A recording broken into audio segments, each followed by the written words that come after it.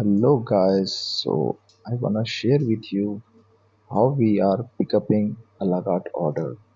So I would like to let you know guys, it's a Spanish paella. It's a national food of Spain. I already prepared, so I just wanna share with you guys how we are plating if we have lots of order. So it's a paella.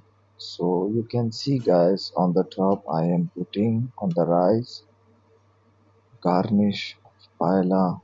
So this is the thing. Sorry for the darkness because inside the kitchen was not too much light, and it's my fault as well as because I kept off my phone aside, so it was not capable to see of my face clearly in this video, guys.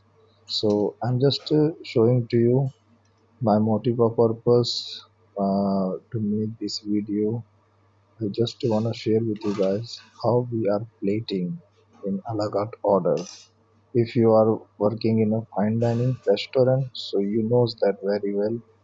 So you can see I have two paella order, so I'm garnished for this paella and it's finished now.